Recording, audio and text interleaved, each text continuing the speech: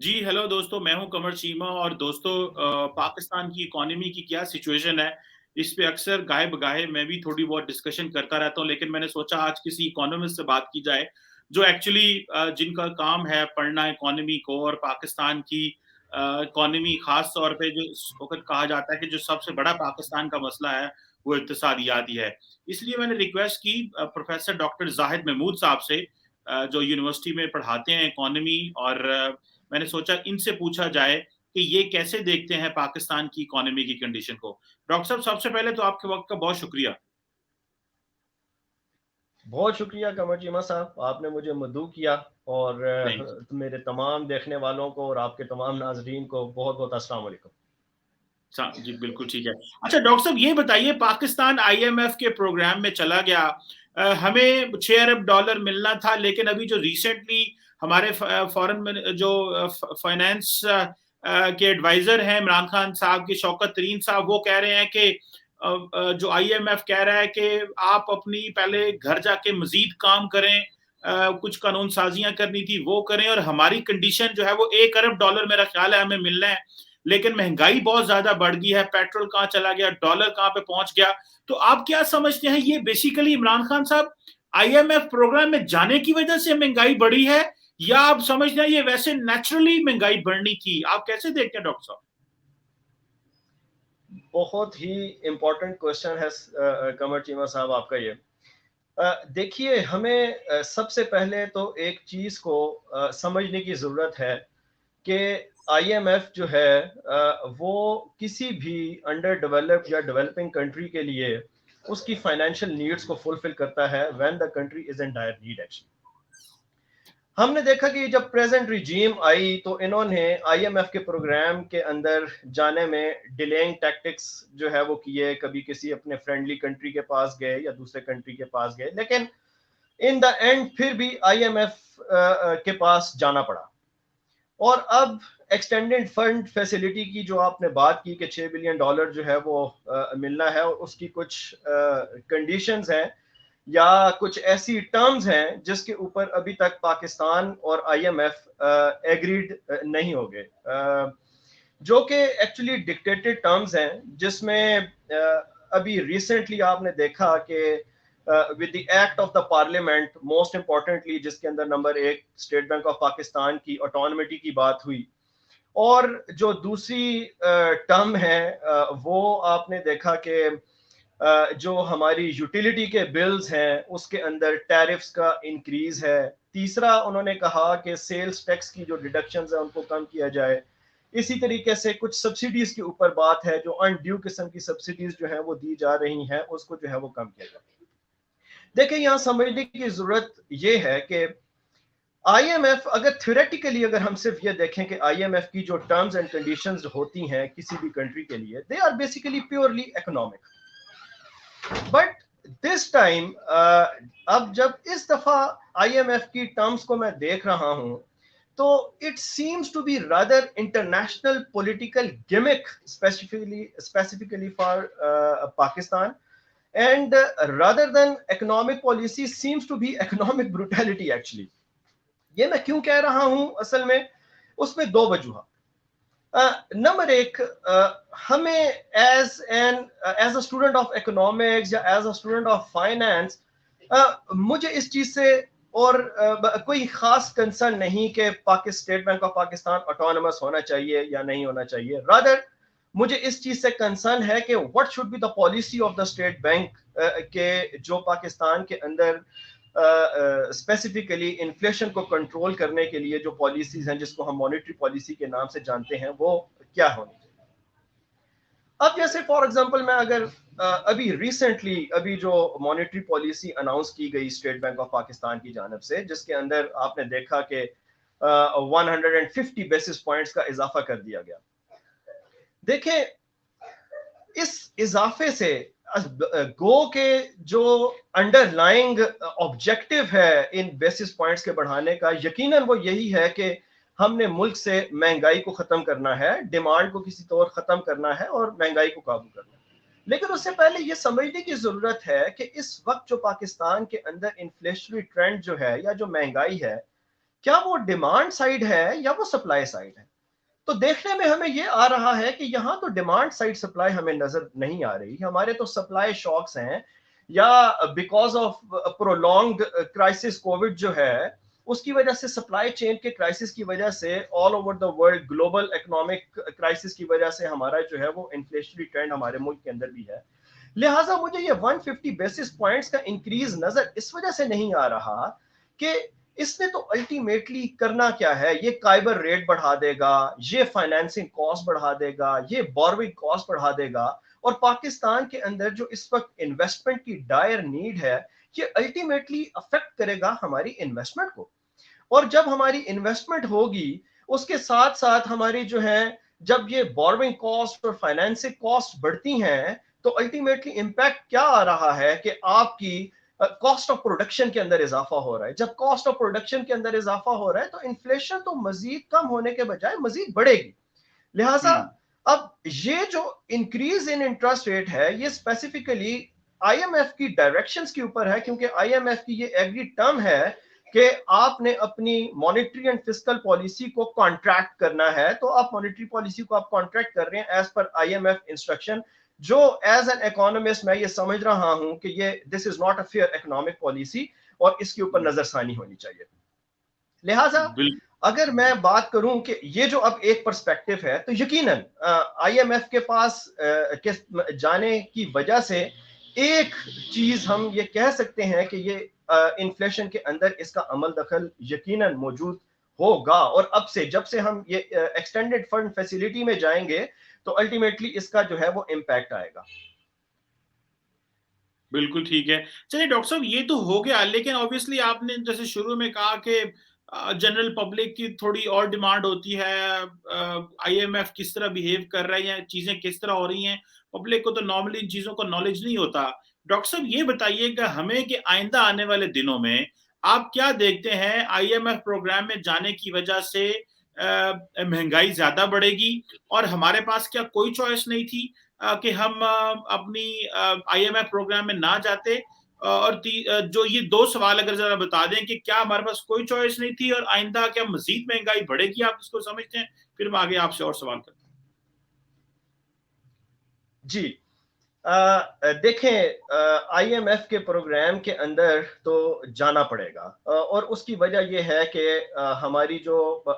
Financial conditions हैं वो हमें इस चीज़ की इजाज़त नहीं देती कि ये फर्दर डिले किया जाए। जैसे क्योंकि इन सारी चीज़ों के साथ कुछ चीज़ें और भी लिंक्ड होती हैं। फॉर एग्जांपल, हमारी जो फॉरेन एक्सचेंज है, उसमें आप देखें कि पिछले कुछ अरसे में एक मैसिव किस्म का डिक्लाइन नजर आया है हमें, और आप देखें कि पाकिस्तानी रुपी जो है वो 175 के जो है वो इर्द गिर्द अब जो है वो चल रहा है। तो मैं हमेशा ये कहा करता हूं कि ये डेप्रिसिएशन ऑफ वन करेंसी उन कंट्रीज के लिए तो बहुत अच्छा है जिनके पास एक्सपोर्ट करने के लिए बहुत कुछ हो, लेकिन अनफॉर्चुनेटली हमें मालूम है कि पाकिस्तान की जो एक्सपोर्ट्स हैं वो इतनी ज्यादा नहीं कि वो इस गिरते हुए एक्सचेंज रेट से फायदा उठा सकें, क्योंकि हमें मालूम है कि हमारी एक्सपोर्ट्स में क्या है, हमारी एक्सपोर्ट्स के अंदर जो है वो बिल्कुल माइनर किस्म की चीजें हैं। तो इस वजह से इस गिरते हुए एक्सचेंज रेट का कोई मैसिव किस्म का इंपैक्ट हमें नजर नहीं आ रहा। दूसरी तरफ इसका हमें इनवर्स इफेक्ट जरूर नजर आएगा कि जिसकी वजह से हमारी इंपोर्ट्स महंगी हो जाएंगी, और इंपोर्ट्स महंगी होने की वजह से यकीनन हमारी अगेन जो हमारा इंपोर्टेड रॉ मटेरियल है जब वो बढ़ता है तो उसकी वजह से अगेन कॉस्ट बढ़ती है, तो ultimately it leads to inflation in the economy. ये चीज है। अब पाकिस्तान के लिए मसला दो राह नहीं बल्कि तीन राह है कि एक तरफ तो हमारे लिए ये आईएमएफ का प्रॉब्लम है, दूसरी तरफ हमारे लिए हम एक कोविड के एक जो है उस फेज के अंदर से निकल के आए हैं और ग्लोबली जो है वो जाहिर सी बात है अफेक्ट हुए हैं, और तीसरा जो हमारे लिए एक मसला है वो ये फॉरेन एक्सचेंज का है। यकीनन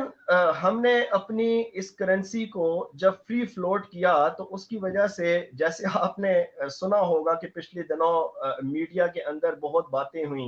कि गवर्नर स्टेट बैंक ने कहा कि ये इस डेप्रिसिएशन इन फॉरेन एक्सचेंज का जो है वो हमारे रेमिटेंसेस के ऊपर जो है वो इम्पैक्ट आया है, और जो हमारे एक्सपेट्रिएट्स हैं उनको यकीनन इस चीज़ का जो है वो फायदा हुआ। लेकिन आप इस चीज को जरा देखिए कि हमारे फॉरेन एक्सचेंज रिजर्व्स के अंदर जो इजाफा है वो सिर्फ $4 बिलियन का है इस डिप्रिसिएशन इन फॉरेन एक्सचेंज की वजह से। लेकिन उसके बरक्स अगर हम अपना एक्सटर्नल डेट देखें तो उसके अंदर $32 बिलियन का इजाफा है। तो अब आप इस गैप से अंदाजा लगा सकते हैं कि कहां सिर्फ $4 बिलियन का इजाफा, कहां $32 बिलियन का एक्सटर्नल डेट के अंदर इजाफा। तो हमारे लिए तो ये एज अ पाकिस्तानी और पाकिस्तान इकोनॉमी के लिए स्टेबल एक्सचेंज रेट होना बहुत बहुत जरूरी है। हाँ, लेकिन अगर पाकिस्तान के पास बेचने के लिए बहुत कुछ होता, एक्सपोर्ट करने के लिए बहुत कुछ होता, तो हम कहते कि हाँ जी आप इसको फ्री फ्लोट कर दें, but it needs a managed floating exchange rate system. हमें इस चीज को समझने की जरूरत है, क्योंकि पाकिस्तान की इकोनॉमी इस तरह की इकोनॉमी है कि जहां पे हमें कुछ इकोनॉमिक प्रिंसिपल्स इवन फेल होते नजर आ रहे हैं। फॉर एग्जाम्पल, मैं आपको रिसेंट ट्रेंड्स में अगर हम बात करें कि बेसिक प्रिंसिपल है कि जो लग्जरी गुड्स होती हैं अगर उनकी कीमत के अंदर जो है वो इजाफा हो तो उसकी डिमांड में बतदरीज कमी आती है। लेकिन आपने ऑटो फाइनेंसिंग के अंदर देखा कि कीमतों में भी इजाफा हो रहा है और उसकी डिमांड में भी मजीद इजाफे सा इजाफा होता जा रहा है। तो पाकिस्तान को एक ऐसा कंट्री है जहां पे बेसिक प्रिंसिपल्स ही निगेट होते हुए नजर आ रहे हैं। लिहाजा यहाँ पे हमें इकोनॉमिक प्रिंसिपल्स के साथ साथ हमें एक तो पॉलिटिकल इकोनॉमी को भी बहुत जो है वो नजर में रखना है, और दूसरा सोसाइटी के नॉर्म, सोसाइटी के कल्चर्स को भी मद्देनजर रखते हुए अपनी पॉलिसीज को डिवाइस करने की जरूरत है। चले डॉक्टर साहब, ये तो आपने बिल्कुल सही कहा। हमारे कोई मुश्किल और किस्म के जो ट्रेंड्स हैं वो हमारे यहाँ आते हैं।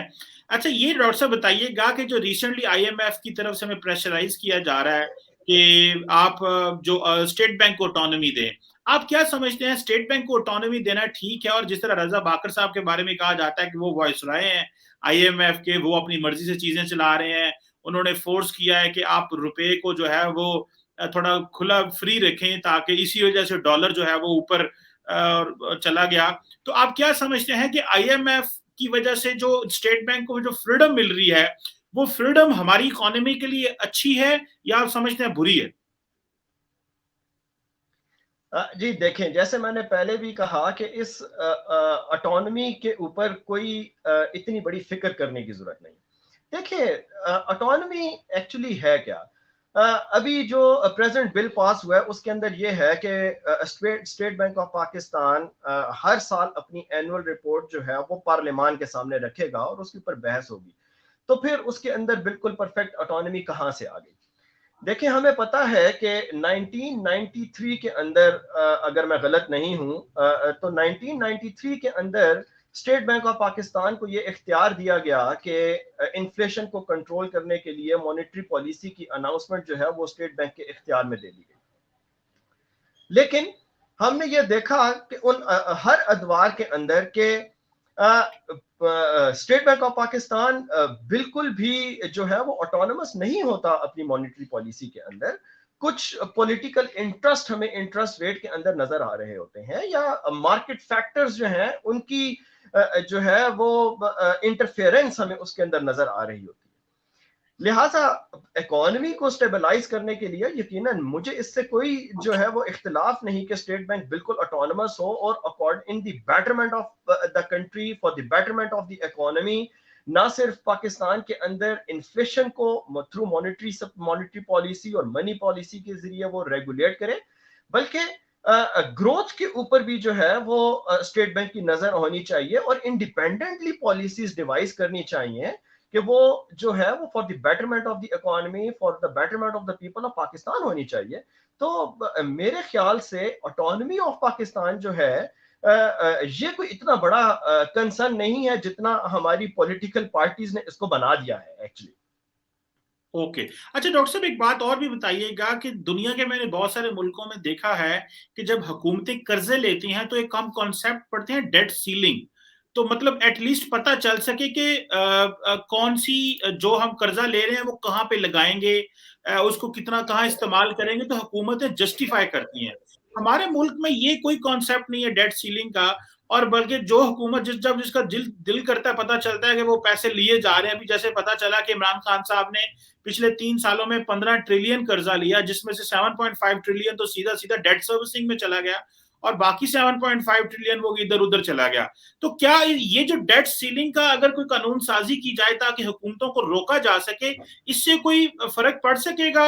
زیادہ اکاؤنٹیبلٹی آ سکے گی؟ جس طرح آئی ایم ایف نے کہا کہ آپ آرڈیننسز کے ذریعے ہمارے پاس نہ آئیں, آپ قانون سازیاں کر کے پارلیمنٹ کے ذریعے آئیں, اس سے کتنا کو فرق پڑ سکتا ہے پاکستان کی اکانومی کو ریسٹرکچر کرنے میں؟ جی اچھا دیکھیں, قانون سازی تو آلریڈی موجود ہے. آپ نے نام سنا ہوگا FRDLA کا, fiscal responsibility and debt limitation act ہے. یہ 2005 میں یہ آلریڈی پاس ہو چکا ہوا ہے. اور according to this fiscal responsibility and debt limitation act جو ہے وہ کوئی بھی پاکستان کی کوئی بھی حکومت ہو اس کو 60% آف دا GDP سے زیادہ ایکسیڈ نہیں کرنا اپنا ہے. لیکن انفارچونیٹلی یہ پاکستان کے کیس میں پاسبل ہے نہیں. نہ صرف پاکستان کے کیس میں بلکہ دنیا کی کسی بھی جو ہے وہ ملک کے کیس میں جی یہ اتنا پاسبل رہا نہیں ہے. اس کی وجہ ہے کہ پاکستان کے اندر تو ملٹیپل قسم کے ایشو ہیں. ایک تو جیسے ابھی آپ نے بات کی کہ ڈیٹ سروسنگ کے اندر ہمارا بہت میسو اماؤنٹ چلی جاتی ہے, لیکن دوسری طرف جو موسٹ الارمنگ چیز ہے وہ تو ہمارے لیے سرکولر ڈیٹ ہے. سرکولر ڈیٹ کے ساتھ ساتھ اس کے ساتھ ڈبل ہو جاتا ہے جب ہمارے اسٹیٹ اونڈ انٹرپرائزز کے لاسز جوائن کر جاتے ہیں. اب دیکھیں اصل میں ہوتا کیا ہے کہ اکنامکس کے اندر ہم ایک ٹرمز یوز کرتے ہیں جس کو ہم کہتے ہیں optimum factor combination. Optimum factors of production کا کمبینیشن جب اپنی حد سے بڑھ جائے تو پھر آپ کی کاسٹ اور ایکسپینڈیچر جو ہیں وہ بڑھتے چلے جاتے ہیں. انفارچونیٹلی ہمارے پاکستان کے اندر جو اسٹیٹ اونڈ انٹرپرائزز ہیں, چاہے وہ واپڈا ہے, چاہے وہ اسٹیل مل ہے, چاہے وہ PIA ہے, یا جتنی بڑی نامی گرامی ہے, یہ ساری تقریباً لاسز میں چل رہی ہیں. اور صرف آپ کا سرکولر ڈیٹ غالباً کوئی تقریباً 2.5 ٹریلین روپیز کے قریب ہے, اور جب اس کو کپل کریں ہم اسٹیٹ اونڈ انٹرپرائزز کے لاسز کے ساتھ تو یہ تقریباً کوئی 3 ٹریلین روپیز کے قریب جو ہے وہ جا کے پہنچ جاتا ہے. تو یہ ملٹیپل قسم کے ایشوز ہیں اور سارے ایشوز پاکستان کی اکانومی کے ساتھ لنکڈ ہیں, جو سوشیو بھی ہیں, جو پولیٹیکل بھی ہیں, جو اکنامیکل بھی ہیں. لہٰذا اسی لیے میں نے پہلے بات کی کہ ہمیں ایسی پالیسیز ڈیوائز کرنے کی ضرورت ہے جو سوشیو پولیٹیکل اور اکنامک پالیسیز ہوں, اور for the betterment of the economy اور for the betterment of the people ہونا چاہیے. ڈاکٹر صاحب آخری سوال آپ سے کروں گا, کوئی ہمیں اچھی تصویر بھی آپ دکھا سکتے ہیں, کوئی بتا سکتے ہیں کہ اتنے وقت کے بعد چیزیں بہتر ہو سکتی ہیں, ہماری ایکسپورٹ بڑھ سکتی ہیں, یا کوئی ٹریجیکٹری آپ کے سامنے آئے؟ ہمیں کوئی اچھی خبر بھی ہمارے ویورز کو بتائیں. آپ ہمیں پچھلے 20 منٹ سے ڈاکٹر صاحب ڈرا رہے ہیں آپ. نہیں بالکل دیکھیں جی, بالکل اچھی چیزیں ہمیں نظر آ رہی ہیں. اگر ہم اپنے اکنامک اشاریوں کی بات کریں تو ہماری اکانومی کے سارے بڑے اشاریے بڑے بہتری کی طرف جا رہے ہیں جی. دیکھیں اس میں سب سے جو ایک اچھی چیز ہے, ہمیں لارج سکیل مینوفیکچرنگ کے اندر بڑا اچھا گروتھ نظر آ رہا ہے. دوسری طرف ہمیں جو ایک بہت ہی خوش آئند چیز نظر آ رہی ہے وہ ہماری ٹیک بیسڈ ایکسپورٹس کے اندر نظر آ رہی ہے. ہماری IT ایکسپورٹس کے اندر تقریباً کوئی 25 سے 30% کے درمیان اضافہ ہوا ہے پچھلے سال کی نسبت جو اس مہینے کے اندر تھا, جو کہ ایک بہت ہی زیادہ خوش آئند چیز ہے. اس سے ہوگا کیا, اس سے نہ صرف ہماری ان امپلائمنٹ کے پرابلم کو ریزالو ہونے میں مدد مل رہی ہے, لوگ فری لانسنگ کی طرف جا رہے ہیں, اور جس طرح IT نے ہماری اکانومی کے اندر اپنا ایک جو ہے وہ علیحدہ سے مقام بنا لیا ہے, اس کی وجہ سے فری لانسنگ میں دیکھ لیں آپ, لوگوں نے اپنے یوٹیوب چینلز بنا لیے ہیں, لوگوں نے اپنے جو ہے وہ آن لائن بزنسز سٹارٹ کر دیے ہیں, ہاؤس ہولڈز نے اپنے بزنس سٹارٹ کر دیے ہیں. انفارچونیٹلی معاملہ ہے کیا پاکستان کے اندر کہ پاکستان کے اندر ڈاکومنٹڈ اکانومی سے زیادہ انڈاکومنٹڈ اکانومی ہے. جو ہمیں آپ نے دیکھا کہ ریئل اسٹیٹ کے اندر پہلے بہت عرصہ پہلے نظر آیا اور اب بھی نظر آ رہا ہے, اور اس وقت آٹو فائنینسنگ کے اندر بھی ہمیں یہ نظر آ رہا ہے. ٹھیک ہے, جو چیز میرا جو ہمیشہ سے ایک کنسرن ہے جو رہا ہے وہ یہ ہے کہ ایگریکلچر سیکٹر کی ایڈوانسمنٹ کے بغیر پاکستان کی ایڈوانسمنٹ اگر ہم سوچیں تو دیٹ از ناٹ پاسبل. دیکھیں کنور چیمہ صاحب, پاکستان کی اکانومی کے اندر تقریباً 25% اگر انڈسٹری کا حصہ ہے تو پاکستان کی جی ڈی پی کے اندر ایگریکلچر صرف اور صرف 22% کے اوپر کھڑی ہوئی ہے, اور وہ بھی 22% کے اندر 11% ایگریکلچر ہے اور 11% لائف اسٹاک ہے. حالانکہ یہ دو ایسی چیزیں ہیں کہ جس کے اوپر ہم محنت کر کے اس شیئر کو غالباً 40 سے 45% تک آرام سے لے کے جا سکتے ہیں. گزشتہ ادوار کے اندر ہم نے پاکستان کی پر ایکڑ ییلڈ کو کم ہوتے دیکھا ہے, بڑھتے نہیں دیکھا, حالانکہ پوٹینشیل موجود ہے, ہم اس کو بڑھ سکتے ہیں. لائف سٹاکنگ کے اندر ہم نے کمی دیکھی ہے, اضافہ نہیں دیکھا, ہمیں اس کو اضافہ کرنے کی ضرورت ہے. یہ دو سیکٹرز ہمیں بہت ایڈوانسمنٹ کی ضرورت ہے اس کے اندر. اور آپ بڑے حیران ہوں گے اس چیز کے اوپر کہ میں ابھی یعنی کہ بہت دور کی بات نہیں کر رہا, میں ابھی کی بات کر رہا ہوں, اور بالکل اپنے قریب ایک چکوال کے ایریا میں اگر تلا گنگ سے سرگودا روڈ کے اوپر جائیں تو یہ جو ریجن ہے یہ آپ کا مونگ پھلی کے اندر بڑا انرچ ریجن ہے, یہاں پہ نظر آتا ہے. لیکن پچھلے 1-2 سال کے اندر یہاں پہ ہماری زمین کے اندر ایک ایسی یعنی کہ کوئی بیماری ہے یا جو بھی ہے, آپ کی ایون جو ہے وہ مونگ پھلی کی فصل بھی تباہ ہو گئی, اور آپ کا ایگریکلچر ڈپارٹمنٹ جو ہے وہ کوئی ایکشن نہیں لے رہا اس کے اندر. لوگوں کا کہنا ہے کہ ہم ایگریکلچر ڈپارٹمنٹ کے پاس گئے بھی ہیں لیکن جو ہے وہ سپرے وغیرہ کر کے چلے جاتے ہیں, لیکن جو ہے وہ پروڈکٹیوٹی کے اوپر دن بدن ڈکلائن آتا چلا جا رہا ہے. تو اب آپ یہ بتائیں کہ جہاں پہ ایک ایریا جو ہے انرچ تھا ایک پروڈکٹیوٹی کے اندر, اگر اس کے اندر بھی فال آ جائے, اور دوسری طرف اربنائزیشن کی وجہ سے بھی ہمارا جو ہے وہ ایگریکلچر کا جو لینڈ ہے اس میں کمی آتی جائے, پر ایک ییلڈ میں بھی کمی آتی جائے, اور ہم کہیں کہ ہم ایک ایگریکلچرل کنٹری ہیں, تو دیٹ از ناٹ پاسبل. تو دیکھیں جو پاکستان کے اکنامک اشاریے ہیں جس کے اندر بڑے بڑے آپ کے آئی ایم ایف کی پروجیکشنز بھی ہیں, ورلڈ بینک کی پروجیکشنز بھی ہیں, آپ کی ایشین ڈیولپمنٹ بینک کی پروجیکشنز بھی ہیں, گروتھ تو ہمیں نظر آئے گی 2022 کے اندر. غالباً آئی ایم ایف کی پروجیکشن یہ ہے کہ 4% کے قریب رہے گی, ایشین ڈیولپمنٹ 4.5 کے قریب کر رہا ہے. ہمارا یہ ماننا ہے کہ غالباً 4 سے 4.5 کے درمیان یہ گروتھ ہمیں نظر آئے گی. رہی بات انفلیشن کی, انفلیشن میں تو ہم مزید اضافہ دیکھ رہے ہیں. دیکھیں انفلیشن کے اندر اگر اضافہ ہو بھی رہا ہے تو ہمیشہ میں ایک بڑی جو ہے وہ مزاحیہ انداز میں بات کرتا ہوں کہ inflation is just like a tooth paste, کہ when it comes out of the tube it is impossible to put back in the tube actually. ہاں, لیکن اس انفلیشن کو کنٹرول کرنے کا جو میکینزم ہے وہ یہ ہے کہ آپ لوگوں کی پرچیزنگ پاور کو بڑھا دیں. اب پرچیزنگ پاور کو بڑھانے کے لیے یا تو آپ ان کی انکم میں اضافہ کر دیں, یا جو جیسے پاکستان کے اندر سیگریگیٹڈ قسم کی جو ہے وہ فیملیز ہیں جہاں ایک بندہ کما رہا ہے اور 6 بندے کھانے والے ہیں, تو اگر آپ اسی ایک گھر میں جو ہے وہ چھوٹی موٹی امپلائمنٹ اپرچونٹی پرووائڈ کر دیں. میں کہنے کا مطلب یہ ہے کہ یا پرچیزنگ پاور بڑھائیں, یا لوگوں کی انکم بڑھائیں, یا امپلائمنٹ اپرچونٹیز کریٹ کر کے دیں تاکہ لوگوں کی انکم بڑھ جائے, اور اس انفلیشن کا الٹرنیٹ یعنی کہ انکم کے تھرو آپ انفلیشن کو کنٹرول کر سکیں. ورنہ قیمتوں کے اندر اضافہ کبھی ریورس نہیں ہو سکتا. انفلیشن کو کنٹرول صرف اور صرف انکم بڑھا کے اور پرچیزنگ پاور بڑھا کے ہی کیا جا سکتا ہے. تو آنے والے وقتوں میں through industrialisation, through increase in export, ٹھیک ہے, تھرو ایگریکلچر سیکٹر, نہ صرف ہم اپنے ان امپلائمنٹ پہ قابو پا سکتے ہیں, اور جو ہمارا ایک ٹارگٹ ہے کہ ہمیں 7 to 8% یا 6 to 7% کا گروتھ ریٹ جو ہے وہ اچیو کرنا ہے, ڈیفینیٹلی اگلے 3-4 سالوں میں ہمیں یہ اچیو ہوتا ہوا نظر آ رہا ہے. ڈاکٹر صاحب چلے لیٹس سی ڈاکٹر صاحب how things unfold in coming days and time. Thank you very much for helping us to understand economy کی سچویشن جس طرح آپ دیکھ رہے ہیں اور جس طرح آپ سمجھتے ہیں. میں نے سوچا کہ ایک کسی پڑھے لکھے بندے سے بات کی جائے تاکہ لوگوں کو بتایا جائے کہ ایکچولی اکانومی کی سچویشن کیا ہے. لیکن آپ کی بات صحیح ہے, انڈاکومنٹڈ اکانومی ہے